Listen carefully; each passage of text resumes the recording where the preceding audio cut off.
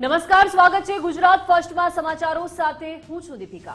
હું છું આપની સાથે ભાવિકા। બુલેટ બ્રેકિંગમાં વાત કરીએ તો રાજ્યમાં કમોસમી માવઠાની આગાહી કરવામાં આવી। હવામાન વિભાગે 24 કલાક માવઠાની આગાહી કરી। સૌરાષ્ટ્રમાં અમરેલી, ભાવનગરમાં ગાજવીજની સાથે વરસાદની આગાહી કરવામાં આવી। અરવલ્લી અને સાબરકાંઠામાં છૂટાછવાયા ઝાપટા પડી શકે। નર્મદા, તાપી અને ડાંગ જિલ્લામાં માવઠાને લઈને આગાહી કરવામાં આવી। રાજ્યમાં મિશ્ર ઋતુની અસર રહેતા તાપમાનમાં ઘટાડો થશે। હવામાન વિભાગે આગાહી કરી અરવલ્લી અને સાબરકાંઠામાં છૂટાછવાયા ઝાપટા પડી શકે। નર્મદા અને તાપી અને ડાંગ જિલ્લામાં માવઠાને લઈને આગાહી કરવામાં આવી છે। आज का जो फोरकास्ट हम लोग इशू कर रहे हैं, आज के लिए हम आइसोलेटेड रेन दे रहे हैं गुजरात रीजन और सौराष्ट्र को दोनों रीजन के लिए ही।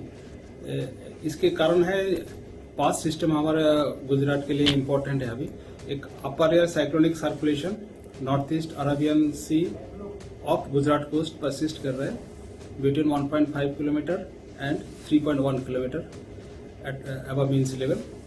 एक ट्रैप लाइन पास कर रहा है Tamil Nadu to Madhya Maharashtra across interior Karnataka at 0.9 kilometre above mean sea level. दो साइक्लोनिक सर्कुलेशन राजस्थान के ऊपर है, एक साउथ ईस्ट राजस्थान में at 0.9 kilometre above mean sea level, another one at Rajasthan का जो वेस्टर्न पार्ट में south west Rajasthan and neighbourhood at 1.5 kilometre above mean sea level. और एक साइक्लोनिक सर्कुलेशन मध्य महाराष्ट्र के ऊपर एंड ऊपर परसिस्ट कर रहा है eight 0.9 kilometre above mean sea level. इसके कारण अभी हम isolated light rain with thunder shower के साथ दे रहे हैं। जो डिस्ट्रिक्ट सौराष्ट्र कच्छ में आ रहा है अमरेली भावनगर के लिए दिया हुआ है और गुजरात रीजन में अरावली, साबरकांठा, नर्मदा, तापी और डांग के लिए दिया है। ये खाली 25 फरवरी के लिए। उसके आगे जो 26 से लेकर 3 मार्च तक मौसम आमतौर पर शुष्क रहने का पूर्वानुमान दिया गया है। जो लघुतम तापमान और उच्चतम तापमान में कोई बड़ा बदलाव नहीं रहेगा अगले 7 दिन के लिए। ધારાસભ્ય ગોપાલ ઇટાલિયાને અધ્યક્ષની ટકોર। ડ્રગ્સ મુદ્દે ચર્ચા દરમિયાન મંજૂરી વગર બોલતા ટકોર કરવામાં આવી। અધ્યક્ષે ગોપાલ ઇટાલિયાને કહ્યું કે આ માર્કેટ નથી, માર્કેટની જેમ ગમે ત્યારે ઊભું નથી થવાનું। નિયમથી વિધાનસભા ચાલે છે, મરજી મુજબ નહીં। મંજૂરી વગર ગોપાલ ઇટાલિયા બોલવા લાગ્યા હતા। ગુજરાત, પંજાબમાં ડ્રગ્સ મુદ્દે મંત્રી જવાબ આપતા હતા। પંજાબની વાત આવતા જ ઇટાલિયા ઊભા થયા હતા।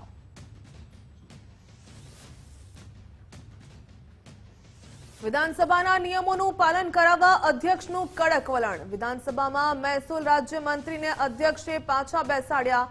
મંત્રી સંજયસિંહ મહેડા વચ્ચેથી ઊભા થઈ બહાર જવા નીકળ્યા હતા। અધ્યક્ષે તાત્કાલિક મંત્રીને પાછા બોલાવીને સીટ પર બેસાડ્યા। સામાન્ય રીતે સભ્ય બોલતા હોય ત્યારે વચ્ચેથી પસાર ન થવાય। મંત્રી વચ્ચેથી પસાર થતા અધ્યક્ષે સખત ઠપકો આપ્યો। તો ડ્રગ્સ મુદ્દે વિધાનસભામાં શાસક અને વિપક્ષ સામસામે આવ્યા। નાયબ મુખ્યમંત્રી હર્ષભાઈ સંઘવીનો વિપક્ષને જવાબ। કચ્છમાં જ્યાં ડ્રગ્સ પકડાયું ત્યાં પોલીસ સ્ટેશન બન્યું છે। પોલીસ સ્ટેશનના લોકાર્પણમાં વિપક્ષને આમંત્રણ આપવામાં આવ્યું। ઓડિશાથી આવતા ગાંજાના કેસમાં કડક કાર્યવાહી થઈ છે।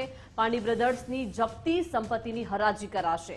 હરાજીથી મળેલી રકમ ઉપયોગી કામોમાં कराशे। તો આપ ધારાસભ્ય હેમંત ખવાએ કહ્યું કે તમે ફરી ન જતા પાર્ટી વિરુદ્ધ જઈને સત્ય સ્વીકાર્યું તે બદલ આભાર। કોંગ્રેસ નેતા અમિત ચાવડાને ડેપ્યુટી સીએમને વળતો જવાબ પણ આપ્યો છે। કહ્યું છે કે ડ્રગ્સના પેડલરની પણ ધરપકડ કરાઈ છે તેવું હર્ષભાઈ સંઘવીએ જવાબ આપ્યો। યુવાનોને સાચા રસ્તે લઈ જવા પોલિસી બનાવી છે।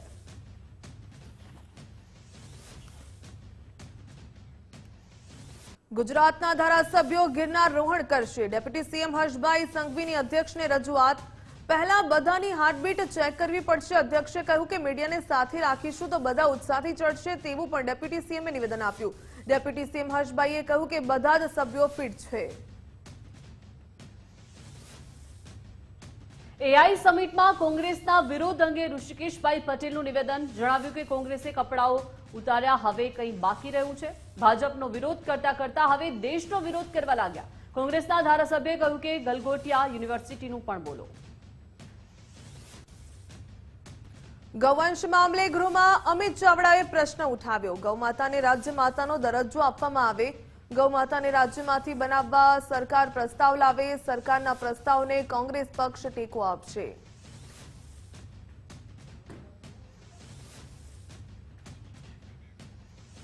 ગૌવંશ સંરક્ષણમાં રાજ્ય સરકારની મોટી કાર્યવાહી. ગૌવંશ મામલે 229 ગુના દાખલ થયા. 54,000 કિલો ગૌમાંસનો જથ્થો ઝડપાયો છે. 1800 ગૌવંશને બચાવવામાં આવ્યા છે. 185 લોકોને તડીપાર કરવામાં આવ્યા છે. ગૃહ વિભાગમાં મંત્રી કૌશિક વેકરિયાએ આ વિગતો રજૂ કરી.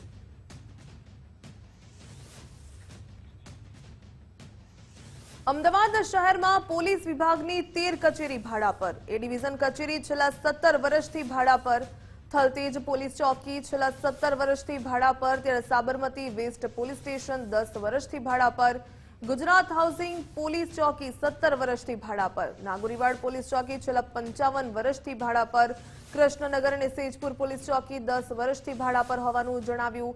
એસટી પોલીસ ચોકી છેલ્લા 10 વર્ષથી ભાડા પર. ત્યારે ચમનપુરા પોલીસ ચોકી છેલ્લા 38 વર્ષથી ભાડા પર.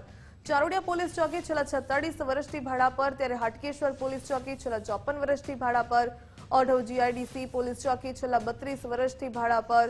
વેજલપુર પોલીસ ચોકી છેલ્લા 12 વર્ષથી ભાડા પર હોવાનું જણાવ્યું. તો 2 વર્ષમાં ભાડા પહોંચની વિગતો અધૂરી હોવાથી ભાડું પણ બાકી. ધારાસભ્ય અમૃતજી ઠાકોરના સવાલનો ગૃહમંત્રીએ જવાબ આપ્યો. રાજ્ય સરકારે ભરતી સંકલન સમિતિની રચના કરી. મુખ્ય સચિવની અધ્યક્ષતામાં 11 સભ્યોની સમિતિ બની. વિવિધ ભરતી બોર્ડ અને એજન્સીઓની ક્ષમતા વધારવાનું કાર્ય. ભરતી પ્રક્રિયામાં એકરૂપતા લાવવા માટે સમીક્ષા થશે. તમામ ભરતી માટે એકરૂપ નિયમો ઘડવાનું સમિતિનું કાર્ય. શૈક્ષણિક લાયકાત સહિતની બાબતો પર પણ ચર્ચા કરાશે. 10 વર્ષીય ભરતી કેલેન્ડર તૈયાર કરવા સૂચના આપી શકાશે. ભરતી બોર્ડને સમયસર ભરતી પૂર્ણ કરવા માટે માર્ગદર્શન આપવામાં આવશે. સરકારી ભરતીઓમાં પારદર્શિતા અને ઝડપ વધારવાનો આ એક પ્રયાસ છે. મુખ્ય સચિવની આગેવાની હેઠળ સમિતિ તાત્કાલિક કાર્યરત થશે. જીઆઈડીસી માટે જમીન આપવા ધારાસભ્યની તૈયારી. બાયડના ધારાસભ્ય ધવલસિંહ ઝાલાની રજૂઆત કે મારી જમીન આપીશ, જીઆઈડીસી બનાવો. બાયડ વિસ્તારમાં જીઆઈડીસી ફાળવવાની માંગ કરીને સાથે કહ્યું કે મારી જમીન આપીશ. ગાંધીનગર વિધાનસભામાં રણોત્સવની સફળતાને લઈને ચર્ચા. કચ્છમાં રણોત્સવ ડિસેમ્બરથી માર્ચ સુધી યોજાય છે.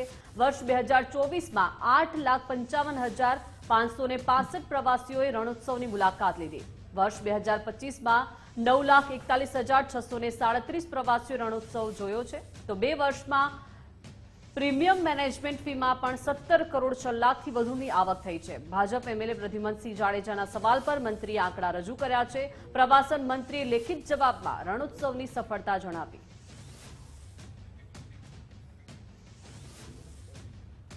દારૂના વેચાણથી રાજ્ય સરકારે અધધ આવક કરી. 2 વર્ષમાં દારૂમાંથી સરકાર કમાઈ ₹116 કરોડ.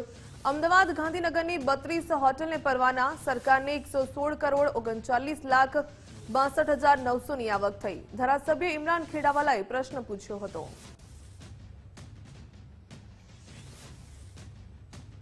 ડોગ બાઇટના વધતા કેસને લઈને એએમસીમાં ઘમાસણ. સામાન્ય સભામાં વિપક્ષે આંકડાઓ સાથે મુદ્દો ઉઠાવ્યો. છેલ્લા 5 વર્ષમાં 3.41 લાખ ડોગ બાઇટ કેસ છે. 5 વર્ષમાં 13.46 કરોડ રૂપિયાનો ખર્ચો કરાયો છે. છતાં દરરોજના સરેરાશ 184 કેસ નોંધાય છે. ડોગ બાઇટના વિપક્ષના સવાલ પર સત્તાપક્ષનો આ જવાબ. નિયમ મુજબ કરાઈ રહ્યું છે રસીકરણ અને ખસીકરણ. એએમસીએ ડોગ શેલ્ટર બનાવવાની પણ યોજના બનાવી છે. દરેક અર્બન હેલ્થ સેન્ટર પર रेबीज रसी पर उपलब्ध है. डेली एवरेज निकाला जाए तो स्ट्रीट डॉग के काटने के कारण 184 केसेस डेली अहमदाबाद शहर की जनता को उसका सामना करना पड़ता है. वही अहमदाबाद म्युनिसिपल कॉरपोरेशन इन स्ट्रीट डॉग के खसीकरण यानी स्टरलाइजेशन की बात की जाए तो पिछले 5 वर्षों में 13.5 करोड़ रुपए की बड़ी रकम स्ट्रीट डॉग के ऊपर की गई है. लेकिन आज भी अहमदाबाद शहर की सड़कों पर ऐसा लगता है कि अहमदाबाद शहर की जनता को आज भी सो कॉल्ड स्मार्ट सिटी का टैग दिया गया है. लेकिन उस स्मार्ट सिटी में स्ट्रीट डॉग की परेशानी के कारण अहमदाबाद शहर की जनता को परेशानियों का सामना करना पड़ता है. ये सुप्रीमની ગાઈડલાઈન છે કે ડોગને પકડીને એને એ જ એરિયામાં છોડવો. પરિણામે એ ગાઈડલાઈનના નિયમોના પાલન પ્રમાણે આ કામગીરી કરવામાં આવે છે.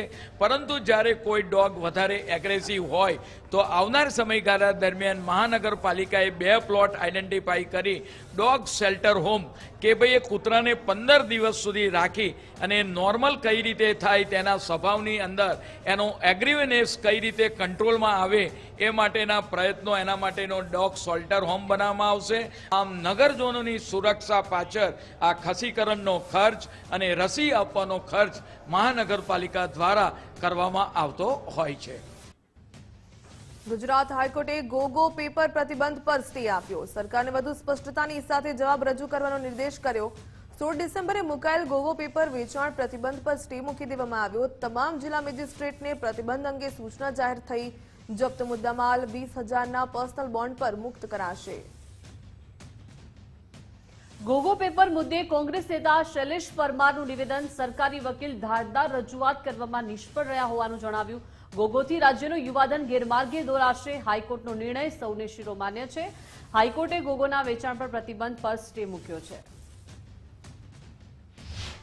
જે રીતે ગોગો પેપર માટે રાજ્યનું યુવાધન જે વેડફાઈ રહ્યું છે, જેનો દુરુપયોગ થઈ રહ્યો છે, પણ ગૃહ વિભાગ દ્વારા જે જાહેરનામું ઉતાવળમાં જે બહાર પાડવામાં આવ્યું હતું અને એ અનુસંધાનમાં લાગતા ઓળખતા વેપારીઓ જ્યારે કોર્ટમાં ગયા અને કોર્ટ દ્વારા એ જાહેરનામું જ્યારે આજે રદ કરવામાં આવ્યું છે, ત્યારે હું ચોક્કસ એવું માનું છું કે મારી પાસે જે માહિતી છે આધીન છે. સરકારના ઉતાવળા પગલાંના લીધે અને સરકારી વકીલોની રજૂઆત નબળી થવાના કારણે સરકારે આ પરિણામ ભોગવવું પડ્યું છે. બરોડા ડેરીની ચૂંટણી પહેલા દિનુ મામાનું શક્તિ પ્રદર્શન. દિનુ મામાએ બરોડા ડેરીની ચૂંટણીમાં ઉમેદવારી નોંધાવી. પાદરામાં દિનુ પટેલે સભા યોજી હુંકાર ભર્યો. હવે પછી ચૂંટણી નહીં લડવાની દિનુ મામાની જાહેરાત. બરોડા ડેરીની આ મારી છેલ્લી ચૂંટણી હશે તેવું કહ્યું. હું વિધાનસભા ચૂંટણી પણ લડવાનો નથી તેવું નિવેદન આપ્યું. કે હું હારી ગયા પછી પણ તાલુકો છોડીને જતો નહીં, પણ હાથે હાથે કહું કે આ પણ મારી ડેરીની છેલ્લી ચૂંટણી છે. આ ચૂંટણીમાં કોઈ રહી ના જાય મારી ગાડીમાં બેસવામાં, એ આશાને અપેક્ષા રાખું છું. આ છેલ્લી ચૂંટણી છે મારી ડેરીની. વિધાનસભા નહીં લડવાનું એવું જાહેરમાં કહેતો આવ્યો છું ને આજે કહું છું, પણ જમા ઉધાર તો જે મારી હાથે કરે છે અને વ્યાજ હાથે જમા ઉધાર કરવાની આવડત છે. બરોડા ડેરીની ચૂંટણીને લઈને રાજકારણ તેજ થયું. ભાસ્કર ભટ્ટના આરોપ પર દિનુ મામા લાલઘુમ થયા. ડેરીમાં ભ્રષ્ટાચારના આરોપ પર આપ્યો વળતો જવાબ. જેણે આરોપ લગાવ્યા છે તે પુરાવા રજૂ કરે. પુરાવા નહીં આપો તો કોર્ટમાં લઈ જઈશ. 25 કરોડનો બદનક્ષીનો દાવો કરીશ તેવું દિનુ મામાએ નિવેદન આપ્યું. કે મારા પ્રતિસ્પર્ધી ઉમેદવારે જે આક્ષેપો કર્યા છે એની સામે એ પુરવાર ના કરે તો 25 કરોડ રૂપિયાનો એની સામે બદનક્ષીનો દાવો કરવાનો. બરોડા ડેરીની ચૂંટણીમાં વર્તમાન અને પૂર્વ ડાયરેક્ટરોએ ફોર્મ ભર્યા. કાલે ફોર્મ ભરવાનો છેલ્લો દિવસ હોવાથી આજે ફોર્મ ભર્યા છે. તમામ ડાયરેક્ટરોએ કહ્યું કે ભાજપ મેન્ડેટ આપશે તો લડીશું. પશુપાલકોને ભાવફેરની વધુ રકમ મળે તેવા પ્રયાસ કરીશું. બરોડા ડેરીની ચૂંટણી ભાજપ વર્સિસ ભાજપ નહીં થાય. પાદરાના સાધી દૂધ મંડળીના પ્રમુખ ભાસ્કર ભટ્ટે પણ ફોર્મ ભર્યું છે. દિનુ મામાએ હું ફોર્મ ન ભરી શકું તેવા પ્રયાસ કર્યા હોવાની વાત ભાસ્કર ભટ્ટે કરી. ચૂંટણી આવતી હોય ત્યારે બધાને જ ફોર્મ ભરવાનો અધિકાર હોય છે. રાઈટ એરિયામાં આવતા તમામ લોકો ફોર્મ ભરી શકતા હોય છે અને કદાચ કોઈ રાઈટ એરિયામાં ન હોતા હોય, ન ખોટું ફોર્મ ભર્યું તો એનું નપાસ પણ થતું હોય છે. પરંતુ છેલ્લા કેટલાય વર્ષોથી અમારા નિયામક મંડળના બધા સભ્યો દૂધ ઉત્પાદકોને ન્યાય આપવા માટે વર્ષોથી સારા ભાવ મળે, કોઈને અન્યાય ન થાય એ રીતેનો વહીવટ અમારું આ બોર્ડ કરતું આવ્યું છે. ત્યારે જે રીતે ગામડાઓની અંદર જે મતદારો છે એ મતદારો 100% આ જ સભ્યોને ચૂંટીને મોકલશે એવી મને પૂરેપૂરી આશા છે. હા, હું પણ ફોર્મ ભરવા આવ્યો છે. હું સાધી દૂધ મંડળીનો 20 વર્ષથી પ્રમુખ છું. મેં સારો વહીવટ કર્યો છે. મારા સાધી ગામના દૂધ ઉત્પાદકોને પહેલાં 0 પૈસા મળતા હતા, એના બદલે મેં 17 કરોડ રૂપિયા પશુપાલકોને આપ્યા. 4 કરોડ રૂપિયા મેં બોનસ વેચ્યું અને સ્પષ્ટ વહીવટ હતો. મારી પર આક્ષેપો કર્યા, એમને ગવર્મેન્ટ ઓડિટ મોકલીને ઓડિટ કરાવ્યું. 1 પણ રૂપિયાનો કોઈ કૌભાંડ થયું નથી. મેં હાઈકોર્ટમાં ગયો, મારી મંડળી દબાવવા માટે, લેવા માટે એમને ઘણા ટ્રાય કર્યા. કાલે પણ એમને ટ્રાય કર્યો કે મને દાખલો આપ્યો તો 1 જ વર્ષ હું હાજર હતો એવો મને દાખલો આપ્યો હતો, પછી હું ગયો, અરજી આપી, મેં મારા પુરાવા રજૂ કર્યા કે ભાઈ 2 વર્ષ સભા 65મી અને 66મી સભામાં હું હાજર રહેલો છે. ત્યાં પછી એમને સુધારીને મને પાછો દાખલો આપ્યો. એટલે કોઈ પણ માણસ ચૂંટણી વ્યવસ્થિત ના લડી શકે, એટલે એમના કાવતરા ચાલુ જ છે. ભારતીય જનતા પાર્ટીમાં કેટલાય વર્ષોથી આ મેન્ડેટની પ્રથા અમલમાં આવેલી છે અને એ પ્રક્રિયા છે, એ પ્રક્રિયા જેને પણ પાર્ટીએ નિરીક્ષણ કરવાનું અને પછી રિપોર્ટ કરવાનું કામ સોંપ્યું છે એ લોકો એમનું કામ કરશે, પણ સમયસર ફોર્મ ભરી દેવું એ દરેક ઉમેદવારની જવાબદારી છે. એના ભાગરૂપે આજે અમે બધાએ ફોર્મ ભર્યા છે. હજી સુધી તો કોણ કોંગ્રેસમાં છે અને કોણ ભાજપમાં છે એ સહકારી ક્ષેત્રમાં ખબર પડતી નથી. હા, એ તો જે ભારતીય જનતા પાર્ટીના હશે અને ભારતીય જનતા પાર્ટી મેન્ડેટ આપશે, જે કોંગ્રેસના હશે એમને કોંગ્રેસ મેન્ડેટ આપશે. બરોડા ડેરીમાં આજે આગામી 2025થી 2030 સુધી માટે મેં ઉમેદવારી પત્ર અમે 13 ડિરેક્ટર સાથે ભર્યું છે. મને આશા અને વિશ્વાસ છે કે મારા મતદારોનો કાયમ વિશ્વાસ મારી ઉપર રહેલો છે. મારો પણ એમના પર ભરોસો પૂરેપૂરો છે. આગામી ચૂંટણીમાં સારા મતોથી મને જીત મળવાની છે, એમાં કોઈ શંકાનું સ્થાન નથી. એવા કોઈ આક્ષેપ મને એ તો બોલવાવાળા લોકો બોલે, પણ મને એમાં કંઈ રસ નથી. મને મારા ફક્ત દૂધ ઉત્પાદકોનું હિત કેવી રીતે વધુ જળવાય, વધુમાં વધુ આગામી દિવસોમાં પણ ભાવફેરની રકમ કેવી રીતે વધુ મળે, એ જ સાથે અમે કામ કરતા આવ્યા છે અને કામ કરતા રહીશું. સુરતના કતાર ગામમાં ટીપી પ્રિલિમિનરી રિઝર્વેશનનો મામલો સામે આવ્યો. પીડિત પરિવાર અને ધારાસભ્યની મુખ્યમંત્રીને રજૂઆત. 12 પ્રતિનિધિઓની સાથે વિનુ મોરડિયાએ સીએમ સાથે મુલાકાત કરી. ટીપી 49, 50 અને 51માં પ્રિલિમિનરી સ્ટેજમાં હોવાથી ફેરફાર શક્ય નહીં. ટેકનિકલ કારણો અને કાનૂની પ્રક્રિયા વિના નિર્ણય લેવો અયોગ્ય હોવાનું કહ્યું. મુખ્યમંત્રીએ પ્રજાહિતમાં નિર્ણય લેવાની ખાતરી આપી. ટીપી સ્કીમ ફાઇનલ થયા બાદ રિઝર્વેશન ફેરફારની ખાતરી આપી. રાજ્ય ચૂંટણી પંચે સ્થાનિક સ્વરાજ્ય ચૂંટણીની આખરી તૈયારીઓ પૂર્ણ કરી. તાલુકા, જિલ્લા પંચાયત તથા મનપાની અનામત બેઠકોની ફાળવણી. 24 તાલુકા પંચાયત, 9 જિલ્લા પંચાયત અને 1 મનપાની અનામત બેઠક જાહેર. નવસારી, વલસાડ, દાહોદ, સુરત, બનાસકાંઠા જિલ્લાની અનામત બેઠકો નક્કી થઈ છે, તો તાપી, નર્મદા, પંચમહાલ તથા દેવભૂમિ દ્વારકાની અનામત ફાળવણી પૂર્ણ થઈ. ગાંધીધામ મહાનગરપાલિકાની અનામત બેઠકોની પણ જાહેરાત કરાઈ. રાજ્યની 15 મહાનગરપાલિકામાં ચૂંટણી યોજાવાની છે. દરેક મહાનગરપાલિકામાં ચૂંટણી અધિકારીની નિયુક્તિ કરાઈ. મદદનીશ ચૂંટણી અધિકારીઓની પણ નિમણૂક પૂર્ણ થઈ છે. પ્રત્યેક 2-3 વોર્ડ દીઠ ચૂંટણી અધિકારી રહેશે. અમદાવાદ, સુરત, વડોદરા, રાજકોટ, ભાવનગર સહિત મનપામાં ચૂંટણીનું આયોજન કરવામાં આવ્યું છે, જ્યારે જામનગર, કરમસદ, આણંદ, ગાંધીધામ, નડિયાદ, મહેસાણા, નવસારીમાં પણ ચૂંટણી. ગુજરાત યુનિવર્સિટીની દાદાગીરી સામે કોંગ્રેસે વિરોધ નોંધાવ્યો. એનએસયુઆઈના વિદ્યાર્થીના પ્રવેશ રદ કરવા લખાયો હતો પત્ર. પ્રવેશ રદ કરવાના પત્રના વિરોધમાં કોંગ્રેસે વિરોધ નોંધાવ્યો. યુનિવર્સિટીની તાનાશાહી સાંખી નહીં લેવાય. કોંગ્રેસે કહ્યું કે ખોટી ફરિયાદ અને રજૂઆતોથી અમે ડરીશું નહીં. એનએસયુઆઈના વિરોધ બાદ પ્રવેશ રદ કરાવવા પત્ર લખાયાનો દાવો.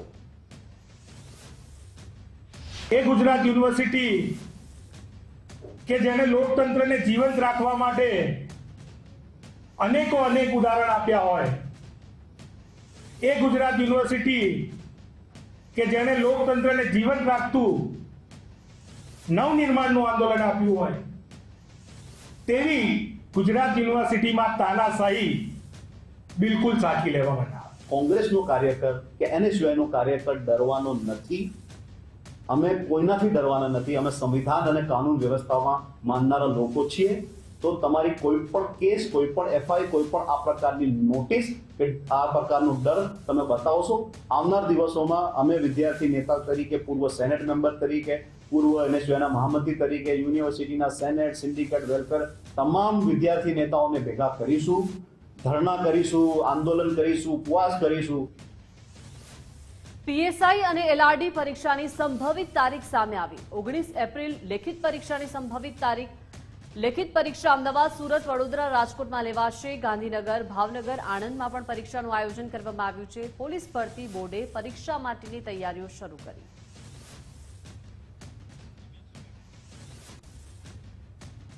ભરૂચના મક્તમપુરની યુનિવર્સલ સ્કૂલ વિવાદમાં આવી વિદ્યાર્થી નોટબુક નહીં લઈ જતા માર માર્યાનો આક્ષેપ.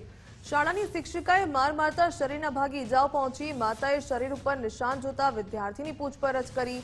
પાયલ મેડમે સ્ટીલની સ્કેલથી માર્યો હોવાનો વિદ્યાર્થીએ આક્ષેપ લગાવ્યો. ઇજાગ્રસ્ત બાળકને લઈને વાલી પોલીસ મથકે પહોંચ્યા. તો આ તરફ રાજકોટની કોઠારિયા સ્ટેશન પ્રાથમિક શાળામાં પણ વિવાદ થયો છે. શાળામાં અભ્યાસ કરાવતા શિક્ષક હેરાન કરતા હોવાના આરોપ થયા છે. શિક્ષિકા સ્નેહલ દવે દ્વારા વિદ્યાર્થીઓને હેરાન કરતા હોવાના આરોપ છે. વિદ્યાર્થીઓને માર મારતો હોવાના પણ આરોપ છે. વિદ્યાર્થીઓનો નાસ્તો આરોગી જતા હોવાના પણ આરોપ છે. વાલીઓએ શાસન અધિકારીને ઉગ્ર રજૂઆત કરી છે અને રજૂઆતના પગલે શાસન અધિકારીએ શિક્ષિકાને નોટિસ પાઠવી.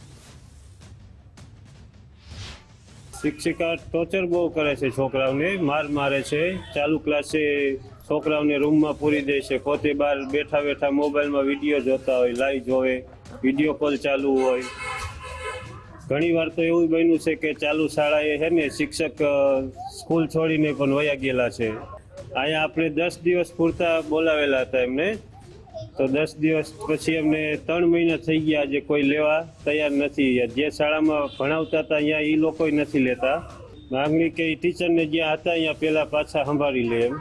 સ્નેહલ ટીચર હે એ બાથરૂમમાં કપડાં ને બદલાવે ને અમારી સાથે તેલ ને માથામાં નખવે ને માથું રવે ને અમને રૂમમાં પૂરી રાખે. અમે ફરિયાદ કરી તો અમને આખો દી વાંકા વારે ને મુર્ગા ને એવું બનાવે, અમને બહુ મારે. હા એને કરી હે પણ એ કમ્પ્લીટ કરવા નથી તૈયાર. હા એ બહુ અમને મારે, લાકડીએ મારે ને આખો દી હા ઊભા રાખે. જામનગરમાં આંગણવાડી વર્કર બહેનો ફરી એકવાર મેદાને આવી. પગાર વધારા સહિતની માંગણીઓને લઈને સૂત્રોચ્ચાર કર્યો. તંત્રને આવેદન આપી વધુ એક વખત રજૂઆત કરવામાં આવી. મજદૂર સંઘના અધિવેશનમાં નક્કી થયેલ બાબતો પર ધ્યાન આપવા માંગ કરી. આશા બહેનો દેશના ઘડતરનો પાયો છે. સદસ્યએ કહ્યું કે આશા વર્કર પાયો નબળો હશે તો દેશ આગળ નહીં વધે. કેમ કે જો આશા બહેનો છે એ પાયો છે, જો પાયોને તમે મજબૂત નહીં હોય તો ઇમારત મજબૂત નહીં થાય. તો જેથી કરી અને આ જો સરકારને ટીબી હટાવવું છે, કોલેરા બધા પ્રોગ્રામ બનાવવા છે, પણ જે આશા બહેનોને મહેનતાણું મળવું જોઈએ એ મળતું નથી. તો મહેરબાની કરી અને સરકાર જાગે અને અમારા આજે જેટલા આંગણવાડી વર્કર, મિડ ડે મિલ વાળા જે છે, જેટલા તમામ વ્યક્તિ અહીં હાજર છે અને આખા દેશ સાથે આક્રોશ રેલી ક્યારે કર્યું ત્યાં બધાથી આજે અમે કંટાળી ગયા છીએ. તો બનાસકાંઠાના દિયોદરમાં આંગણવાડીના કાર્યકરોનું આંદોલન યથાવત છે. દિયોદર તાલુકાના આંગણવાડી કાર્યકર બહેનો દ્વારા ઉગ્ર વિરોધ કરવામાં આવ્યો. તાલુકા પંચાયત પ્રાંગણમાં આંગણવાડી કાર્યકરોએ રામધૂન બોલાવી આંગણવાડી કાર્યકરની પડતર માંગણીઓને લઈને સૂત્રોચ્ચાર કર્યા. તાલુકા વિકાસ અધિકારીને લેખિતમાં આવેદનપત્ર પણ પાઠવવામાં આવ્યું. વર્ગ 3 અને 4માં સમાવેશ કરી વેતન વધારો કરવા માંગ કરાઈ. અન્ય પડતર પ્રશ્નોના કાયમી ઉકેલ માટે પણ રજૂઆત થઈ. વહેલી તકે માંગણીઓ સ્વીકારવામાં નહીં આવે તો ઉગ્ર આંદોલનની પણ કાર્યકરોએ ચીમકી ઉચ્ચારી. મારી પહેલી તો માંગ એ જ છે કે અમને બધાને વર્ગ 3માં અને તેડાગરબેનને વર્ગ 4માં સમાવેશ કરો. અને આ બધી જે વધારાની એપ્લિકેશનો છે એમાં નેટવર્ક પ્રોબ્લેમ બહુ જ આવે છે. અને આ જે હમણાં જે એવીટીની એપ શરૂ થઈ છે એમાં તો બહુ જ પ્રોબ્લેમ આવે છે. જેટલા બાળકો હોય છે હકીકતમાં એટલા બાળકો તો અંદર આવતા જ નથી. તો એ મુખ્ય પ્રોબ્લેમ છે. અને અમારી માંગ તો એ જ રહેશે કે અમને વર્કર બહેનોને વર્ગ 3માં અને હેલ્પર બહેનોને વર્ગ 4માં સમાવેશ કરો. બસ આ મુખ્ય માંગ છે અમારી. ચોક્કસ મુદતની હડતાલ માટે આજે અમારો 3જો દિવસ છે. આ તો હજુ ટેલર છે, પિક્ચર બાકી છે. હજુ તો બહેનો નહીં કહેતા કે મહિલા શું ન કરી શકે. મહિલા ઘર ચલાવી શકે છે, બાળકોનું ઘડતર કરી શકે છે, પાયાથી તૈયાર કરે છે બાળક. એ બાળક ભવિષ્યમાં મોટા અધિકારી પણ બની શકે છે. તો શું આ બહેનોની કામગીરી નથી દેખાતી? અને વળી આ જે નજીવું માનદ વેતન આપવામાં આવે છે 10,000, એમાં શું આ મોંઘવારીમાં બહેનોનું ઘર ચાલી શકે ખરા? અને તેડાગર બહેનોને 5500નું માનદ વેતન આપવામાં આવે છે. સરકારને નથી દેખાતું કે આ તમે ઘરના નોકર રાખો છો તો પણ 5000માં નથી નોકર રહેતા. તો અમારે ઘર ચલાવવું કે બાળકોને શિક્ષણ આપવું કે શું કરવું? આંગણવાડી કર્મચારી સભાના નેજા તળે જોડાયેલી અને એમાં પણ જે બહેનો મને વારંવાર કે બેન હડતાલ કરો, અમારી રાષ્ટ્રવ્યાપી 1 દિવસીય જ હડતાલ હતી, પણ બહેનો કે 1 દિવસમાં અમારું કોઈ સાંભળવાનું નથી. અને એમાં બધા યુનિયનોએ હડતાલ કરી હતી, બધા સંગઠનો હતા. એના માટે આંગણવાડીનો કોઈ અવાજ દબાઈ ગયો, કોઈ અવાજ ઉઠ્યો નથી. માટે આંગણવાડીની બહેનોનો એક અવાજ ઉઠાવવા માટે અલગથી અમે આંગણવાડીની હડતાલ કરી રહ્યા છીએ અને આ અમારો અવાજ સરકાર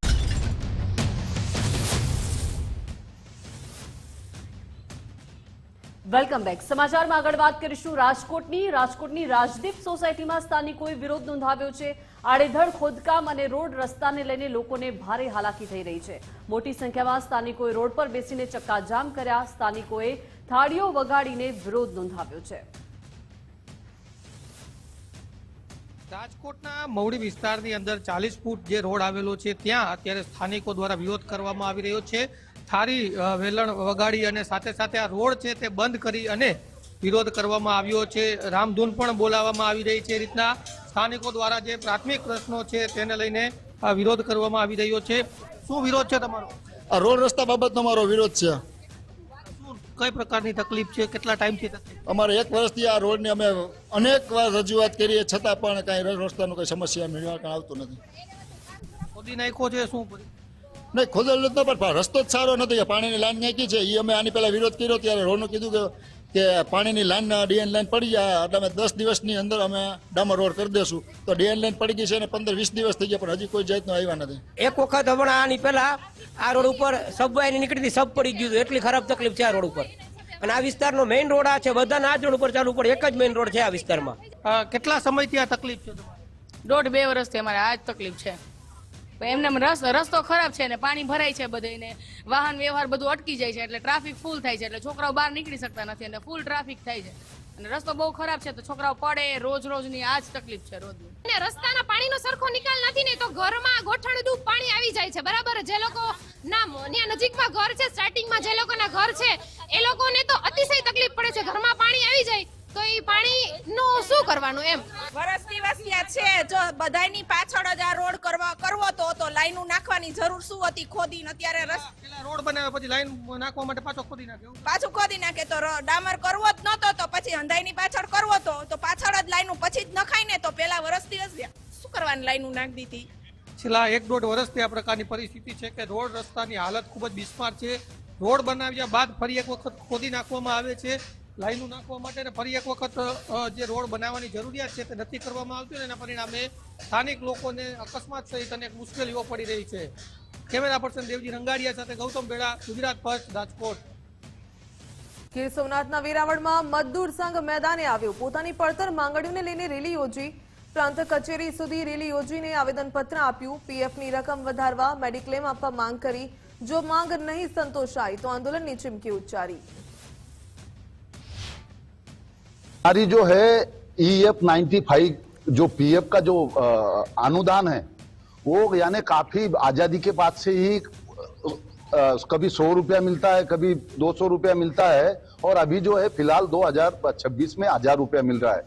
हमारी मांग ये है कि जो पीएफ जो है उसको जो है 7500 किया जाए क्योंकि 1000 इस मामूली रकम में आजकल जो बुजुर्ग आदमी हैं उनका जो है मेडिकल भी नहीं होता है पेंशन का. पूरे देश भर में आवेदन पत्र देने का आयोजन था.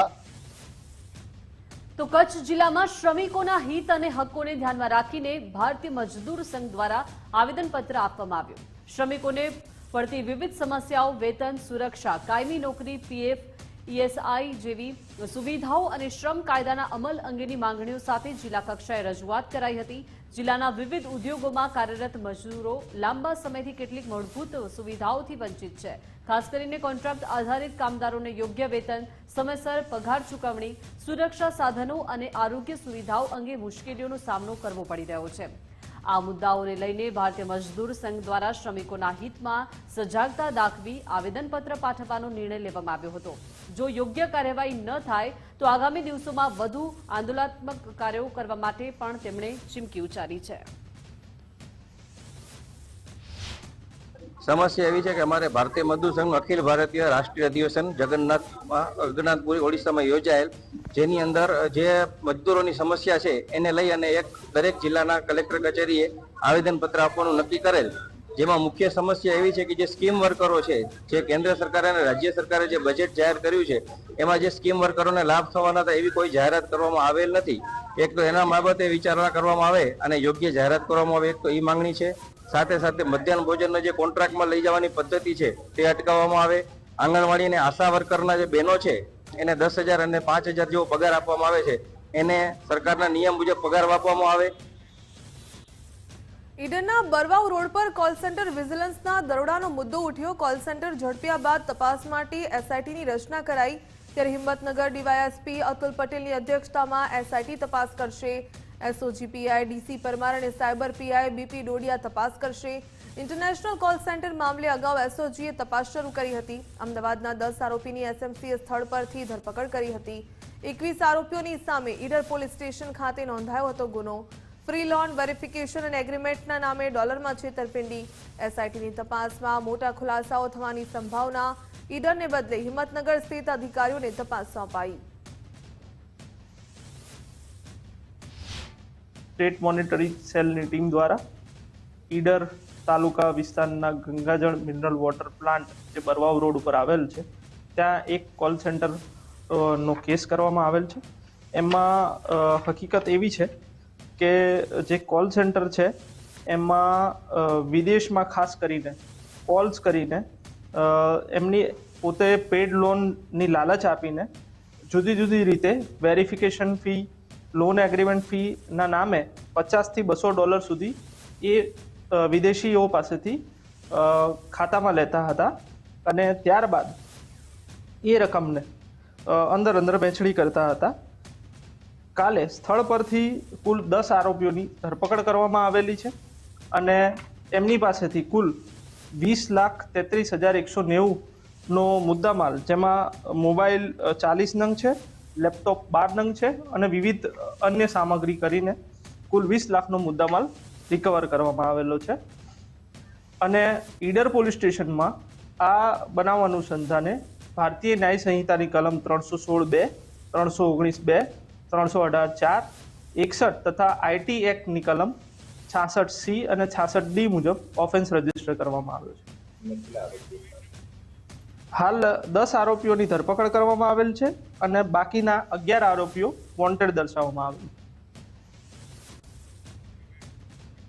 દિયોદર એડિશનલ સેશન્સ કોર્ટનો મહત્વનો ચુકાદો. રાજુભા રાઠોડ નામના આરોપીને ફટકારી સજા. બાબર પોસ્કોના આરોપીને કોર્ટે ફટકારી 14 વર્ષની સજા. અવારનવાર એકલતાનો લાભ લઈ સગીરા પર દુષ્કર્મ આચર્યું હતું. એકલતાનો લાભ લઈ અને ધાક ધમકીથી શરીર સંબંધ બાંધ્યા હતા.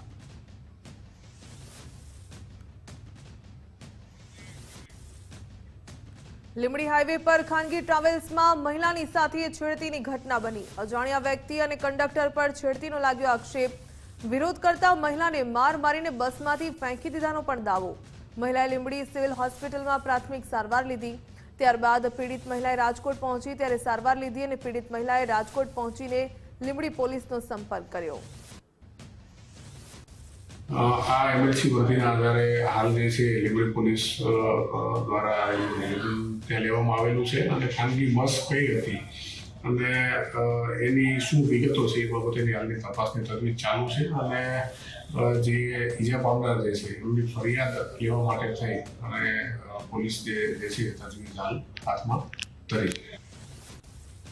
દિવ્યા સાવલાણીના રિમાન્ડ પૂર્ણ થતા જૂનાગઢ કોર્ટમાં રજૂ કરાતા દિવ્યા સાવલાણીને જામીન મુક્ત કર્યા. 25,000ના બોન્ડ અને શરતોને આધીન જામીન મળ્યા. દિવ્યા સામે 20 લાખની ખંડણીનો આરોપ છે. દુષ્કર્મના કેસમાં ફીટ કરાવી દેવાની ધમકી આપ્યાનો પણ આરોપ છે. ખૂબ જ મહત્વપૂર્ણ સુનવાઈ હતી હાલના કેસની. આપ જોઈ રહ્યા છો કે સિલસિલાબંધ સુનવાઈઓ થઈ રહી છે, જામીન અરજીઓ થઈ રહી છે. જેવી રીતે કીર્તિ પટેલના જામીનમાં અમને સફળતા મળી છે એવી જ રીતે નામદાર અદાલતને આ વખતે પણ અમે કન્વિન્સ કરાવવામાં સફળ રહ્યા છીએ કે મારા જે ક્લાયન્ટ છે એમના વિરુદ્ધ પ્રાઇમા ફેસી કેસ નથી અને દિવ્યા સાવલાણીને જામીન ઉપર મુક્ત કરવા જોઈએ અને નામદારે કર્યા છે. વડોદરાના ગોરવામાં આધેડ હત્યાનો કેસનો આરોપી ઝડપી પાડવામાં આવ્યો. શાળા બાદ બનેવી સંદીપ વાઘેલાની પોલીસે કરી ધરપકડ. વકીલને મળવા જતો હતો ત્યારે રસ્તામાંથી જ દબોચાયો. પુત્રની નજર સામે પિતાને લાકડાના ફટકા મારીને હત્યા કરી હતી. ગોરવા પોલીસ દ્વારા વધુ તપાસ હાથ ધરાઈ.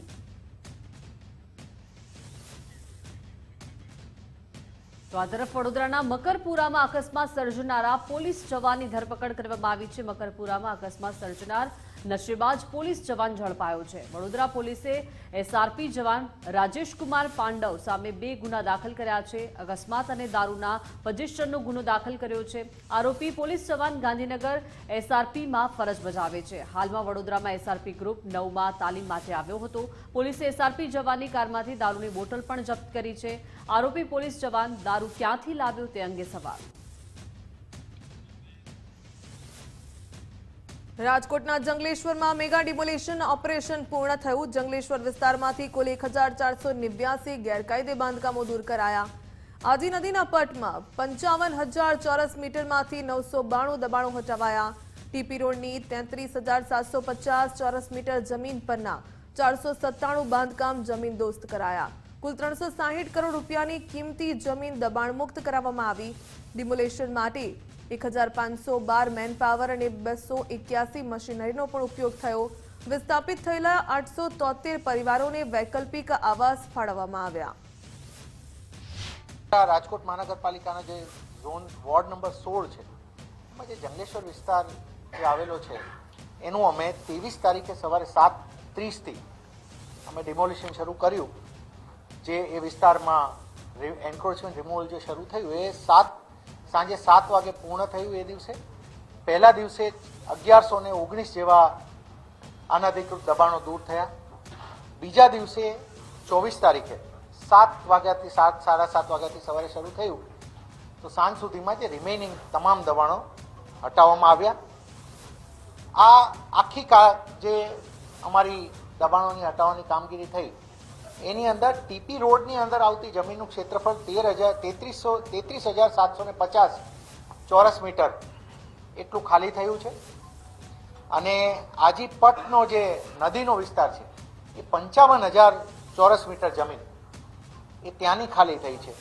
એટલે હું આ બંનેનું જો જોડું તો 88,750 ચોરસ મીટર જમીન એ દબાણ મુક્ત થવા પામી છે. આઈ રિપીટ 88,750 ચોરસ મીટર જમીન આમાં દબાણ મુક્ત થઈ છે.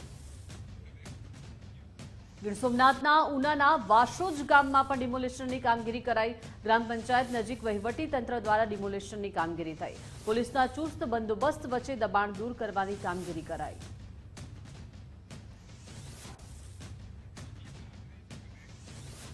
કચ્છ જિલ્લામાં વીજ ચોરી રોકવા પીજીવીસીએલની કાર્યવાહી. કમર્શિયલ એકમો તેમજ રહેણાંક વિસ્તારોમાં શંકાસ્પદ કનેક્શનોની તપાસ હાથ ધરવામાં આવી. જ્યાં વીજ ચોરી ઝડપાઈ ત્યાં તાત્કાલિક વીજ કનેક્શન કરાયા કટ. ત્યારે બાયપાસ, ડિરેક્ટ લાઇન અને ગેરકાયદેસર જોડાણ સામે કાર્યવાહી હાથ ધરવામાં આવી. સંબંધિત લોકોની સામે દંડાત્મક કાર્યવાહી કરવાની પ્રક્રિયા હાથ ધરાઈ. મેગા ડ્રાઈવને કારણે વિવિધ ચોરોમાં હાલ તો ફફડાટ ફેલાયો. સમગ્ર વિસ્તારમાં મેગા ડિસ્કનેક્શન ડ્રાઈવનું આયોજન કરવામાં આવેલું છે. જેમાં અમારી ભુજ વિભાગીય કચેરી હેઠળની 8 પેટા વિભાગીય કચેરીઓમાં પણ મેગા ડિસ્કનેક્શન ડ્રાઈવનું આયોજન કરવામાં આવેલું છે. અમારી 8 પેટા વિભાગીય કચેરીઓમાં થઈને કુલ 86થી વધારે ટીમોનું આયોજન અમારું કરવામાં આવેલું છે અને જેમને લગભગ 1800થી વધારે વીજ જોડાણો કાપવા માટેની સૂચના આપવામાં આવેલી છે. આજની ડ્રાઈવનું મહત્ત્વ એ રીતે છે કે અમારી નિગમિત કચેરીની સૂચના મુજબ આજના દિવસે અમારું સ્થળ ઉપર કોઈપણ પ્રકારનું પેમેન્ટ લેવામાં આવશે નહીં. વીજ બિલ જેની રકમ બાકી હશે તે તમામ વીજ જોડાણો આજે કાપવામાં આવશે અને જે કાપ્યા બાદ એ લોકોનો રિકનેક્શન ચાર્જ સુધીની રકમ ભરપાઈ થયા બાદ ઓફિસમાં એનો રિકનેક્શન ઓર્ડર નીકળશે અને ત્યારબાદ કનેક્શન ચાલુ કરવામાં આવશે. જેથી અમારી તમામ પ્રસારણ માધ્યમોમાં અત્યાર સુધી અમે અપીલ કરેલી જ હતી કે 25 તારીખ પહેલાં તમારા બાકી વીજ જોડાણના પેમેન્ટ કરી જવા અને જે લોકોના હવે નથી થયા એના આજ રોજ વીજ જોડાણો કાપવામાં આવશે. તેમજ હવે પછી પણ આ રીતની ડ્રાઈવ આગળ પણ ચાલુ જ રહેશે. સુરેન્દ્રનગર જિલ્લામાં બાકીના વીજ બિલ માટે પીજીવીસીએલની મેગા ડ્રાઈવ. જિલ્લામાં અંદાજે 2600થી વધુ બાકી વીજ બિલ ધારકો પાસેથી વસૂલાત કરાઈ. રૂપિયા 2.57 કરોડની વસૂલાત બાકી. સુરેન્દ્રનગર જિલ્લામાં કુલ 98 ટીમો દ્વારા બાકી વીજ બિલ સામે કાર્યવાહી થઈ રહી છે. બાકી વીજ બિલ નહીં ભરનારાના કનેક્શન કાપવામાં આવશે. પીજીવીસીએલ તંત્રની મેગા ડ્રાઈવથી વીજ બિલ ગ્રાહકોમાં ફફડાટ જોવા મળી રહ્યો છે.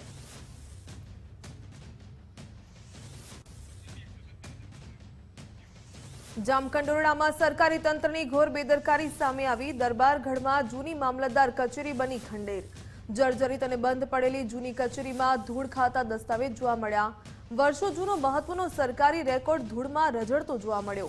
સરકારી દસ્તાવેજ, ફાઇલ, ખેડૂતલક્ષી પુસ્તકો ધૂળ ખાતા હોય તે પ્રકારે દ્રશ્યો જોવા મળ્યા. મામલતદાર તંત્રની કામગીરી સામે ગંભીર સવાલો ઉઠ્યા. અસામાજિક તત્વો આ જૂના રેકોર્ડ સાથે ચેડા કરે તો જવાબદારી કોની? શું તંત્ર આ રેકોર્ડ સુરક્ષિત સ્થળે ખસેડવાની તસ્દી લેશે ખરા?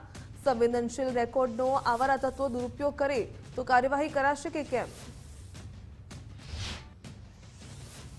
જે જૂની અગાઉ મામલતદાર ઓફિસ બેસતી ને ત્યાર પછી નવી ઓફિસ શિફ્ટ થઈ એટલે જે જૂનું રેકર્ડ છે એ અગાઉનું એ રેકર્ડ હાલ ત્યાં પડેલ છે, પણ જાણવા મળેલ કે કદાચ એ જૂનું મકાન છે એ જર્જરિત થઈ ગયેલું હોય એટલે એમાં જે કાંઈ રેકર્ડ છે એ રેકર્ડ અમે તાત્કાલિક ત્યાંથી લઈ અને એને યોગ્ય જગ્યાએ મૂકી અને એની જાળવણી કરવામાં આવશે. સાબરકાંઠાના હિંમતનગર પાલિકાએ શરૂ કરી નવી પ્રણાલી. પાલિકાના બજેટની સામાન્ય સભા હિંમતનગરથી 35 કિલોમીટર દૂર યોજાઈ. 35 કિલોમીટર દૂર મોંઘાઘાટ ખાનગી રિસોર્ટમાં પાલિકાની સભા યોજાઈ. પાલિકાનું બજેટ મોંઘાઘાટ ખાણીપીણી અને રોકાણ વચ્ચે રજૂ કરાશે. નગરસેવકો સેવા કરવાના નામે રિસોર્ટમાં મોંઘા મેવા આરોગશે. ડેસ્ટિનેશન વેડિંગ અને પાર્ટી ઠબની જેમ હવે ડેસ્ટિનેશન બજેટ સભા. રિસોર્ટમાં એક દિવસના રોકાણનું ભાડું 28,500 જેટલું મોંઘું. હિંમતનગર નગરપાલિકાની હાઈ પ્રોફાઇલ બજેટ સભાને લઈને હવે અનેક સવાલો થઈ રહ્યા છે. મોંઘાઘાટ હાઈ પ્રોફાઇલ બજેટનો ખર્ચ આખરે કોણ ઉઠાવશે તેને લઈને પ્રશ્નાર્થ. પોરબંદર જિલ્લા પંચાયત ખાતે હાલની બોડીની અંતિમ સભા. જિલ્લા પંચાયત સભાખંડ ખાતે યોજાઈ અંતિમ સામાન્ય સભા. સામાન્ય સભામાં વર્ષ 2026-27નું બજેટ રજૂ કરવામાં આવ્યું. 138.74 લાખની પુરાંતવાળું 3.96 કરોડનું બજેટ રજૂ કરાયું. સરકારી જમીન પર કોમ્યુનિટી હોલ અને શેડ બનાવવાની મંજૂરી અપાઈ.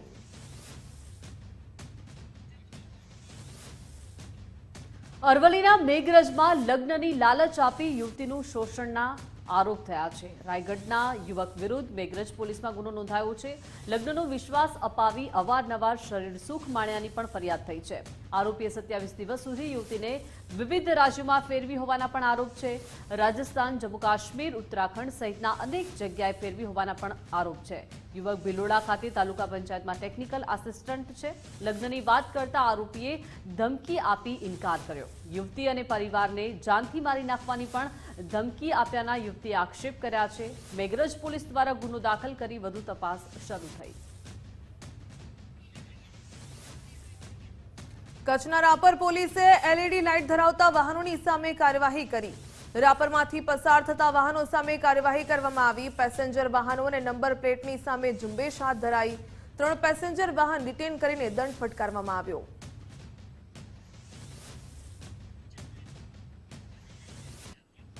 અમદાવાદ એરપોર્ટ ખાતે આપત્તિ વ્યવસ્થાપન મોક ડ્રીલ યોજાઈ. ભૂકંપ આધારિત મલ્ટી હેઝાર્ડ સિનોરિયો પર મોક ડ્રીલ યોજાઈ છે. એનડીએમએ, AAI, GSDMA અને એનડીઆરએફના સંકલનથી આયોજન થયું. મોક ડ્રીલમાં પોલીસ, ફાયર, એસડીઆરએફ સહિત અનેક એજન્સીઓએ ભાગ લીધો. ઇમરજન્સી સમયે ઝડપી પ્રતિભાવ અને સંકલન ચકાસવાનો પ્રયાસ થયો.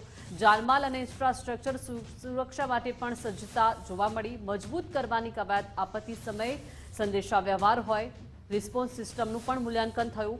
એરપોર્ટ પર તાત્કાલિક પરિસ્થિતિ સર્જી તૈયારીની તપાસ થઈ.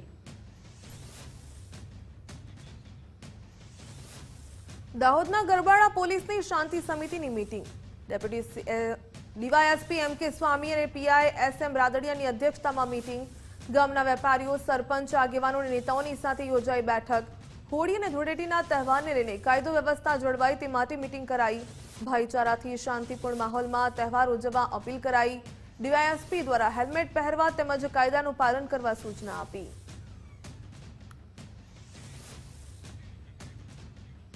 ધોરણ 10 અને 12 બોર્ડની પરીક્ષાના વિદ્યાર્થીઓને શિક્ષણ મંત્રીએ શુભેચ્છા પાઠવી. શિક્ષણ મંત્રી ડોક્ટર પ્રદ્યુમન વાજાએ શુભેચ્છા આપી. અથાગ મહેનત અને દ્રઢ સંકલ્પ બાદ પરિણામ આપવાનો સમય છે. શાંતિથી, એકાગ્ર મનથી અને પૂર્ણ આત્મવિશ્વાસ સાથે પરીક્ષા આપો તેવું જણાવ્યું. આ જ ક્ષણો તમારા ઉજ્જવળ ભવિષ્યના પાયાની ઈંટ છે તેવું કહ્યું. ગુજરાત રાજ્યના તમામ વિદ્યાર્થીઓને આવનારી પરીક્ષા માટે હાર્દિક શુભેચ્છાઓ પાઠવું છું. પરીક્ષા એ તમારા જ્ઞાન, પરિશ્રમ, શિસ્ત અને આત્મવિશ્વાસની મહત્વપૂર્ણ કસોટી છે. તમે વર્ષભર કરેલી નિષ્ઠાપૂર્વકની તૈયારી તમને નિશ્ચિત રીતે સફળતા તરફ દોરી જશે. રાજ્ય સરકાર દ્વારા વિદ્યાર્થીઓ માટે ભયમુક્ત, શાંતિપૂર્ણ અને અનુકૂળ શૈક્ષણિક વાતાવરણ સુનિશ્ચિત કરવામાં આવ્યું છે.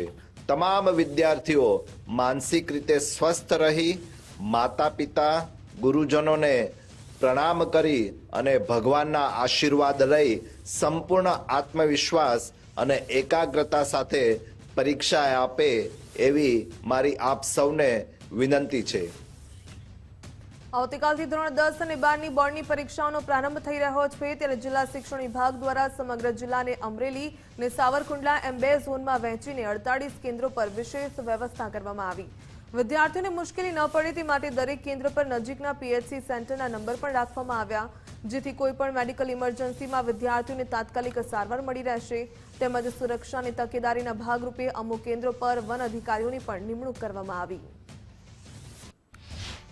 જિલ્લામાં 10મામાં 2 ઝોન છે, એક અમરેલીમાં, એક સાવરકુંડલામાં. 12મામાં પણ 2 ઝોન છે, એક અમરેલી અને એક સાવરકુંડલા, એમ 4 ઝોન છે.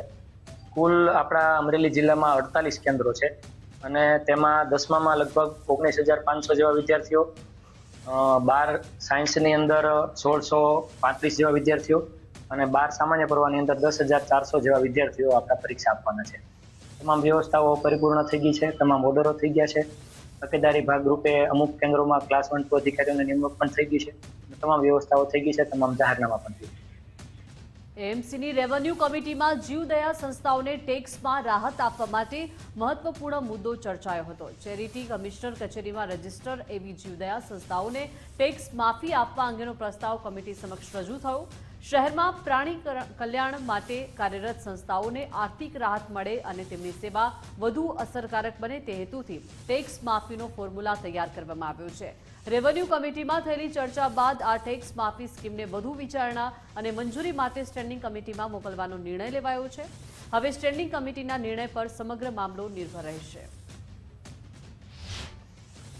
આપણે સૌ જીવદયા પ્રેમી છે, ક્યાંક ને ક્યાંક આપણામાં કરુણા રહેલી છે અને નગરજનોમાં ઘણા નાગરિકોનો ભાવ હતો કે આવી કરુણા જે સંસ્થાઓ બતાવતા હોય અને જે કામ કરતા હોય એવી સંસ્થાઓ જે ચેરિટી કમિશનરમાં રજિસ્ટ્રાર ઓફ કંપનીઝમાં નોંધાયેલી હોય અને સાથે સાથે આ ટ્રસ્ટ હિસાબો નિયમિત રીતે તેનો ઓડિટ કરતી હોય તેવી સંસ્થાઓને તમામ મિલકત વેરામાં તેમને રાહત આપવાનું કામ, મુક્ત વેરામુક્તિ આપવાનું કામ અમે આ કમિટીમાં લાવ્યા છીએ અને તેને અમે સ્ટેન્ડિંગ કમિટી તરફ અને રવાના કરી રહ્યા છીએ. એએમસી દ્વારા વર્ષ 2026-27 માટે એડવાન્સ ટેક્સ રિબેટ યોજના જાહેર કરવામાં આવી. આ યોજના 9 એપ્રિલથી 31 મે સુધી અમલમાં રહેશે. યોજનાના અંતર્ગત એડવાન્સ ટેક્સ ભરનાર કરદાતાઓને 12% રિબેટ આપવામાં આવશે. સતત 3 વર્ષ સુધી એડવાન્સ ટેક્સ ભરનારને વધારાના 2% રાહત મળશે. સાથે જ ઓનલાઈન અથવા યુપીઆઈ પેમેન્ટ કરનારને 1% વધારાની છૂટ મળશે. કુલ 15% સુધીની રિબેટનો લાભ મળશે. રેવન્યુ કમિટીના ચેરમેન અનિરુદ્ધસિંહ ઝાલાએ જણાવ્યું હતું કે મહાનગરપાલિકા દ્વારા વ્યાજ માફી યોજનાનો પણ સારો પ્રતિસાદ મળ્યો. જાન્યુઆરીથી માર્ચ દરમિયાન રહેણાંક મિલકતોમાં 75% થી 85% અને કમર્શિયલ મિલકતોમાં 50% થી 65% સુધી વ્યાજ માફી આપવામાં આવી રહી છે, જેમાં હાલ સુધીમાં 1,67,000 થી વધુ કરદાતાઓએ યોજનાનો લાભ લીધો. યુપીઆઈ પેમેન્ટને પ્રોત્સાહન આપવા માટે ખાસ ભાર મૂકવામાં આવ્યો અને કુલ આવકમાંથી 60% કરતાં વધુ રકમ યુપીઆઈ મારફતે જમા થઈ રહી છે, જે પણ નોંધપાત્ર છે. કરદાતાઓને સમયસર એડવાન્સ ટેક્સ ભરીને 15% સુધી રાહતનો લાભ લેવા અપીલ કરવામાં આવી છે. અગેન ઓનર ધ ઓનેસ્ટ, જે લોકો રેગ્યુલર ટેક્સ ભરે છે તેમને ઓનર આપતા હોય તે રીતે કોર્પોરેશન દ્વારા એડવાન્સ રિબેટ સ્કીમ 9મી એપ્રિલથી શરૂ થઈને 31 મે સુધી આ યોજના ચાલતી હોય છે.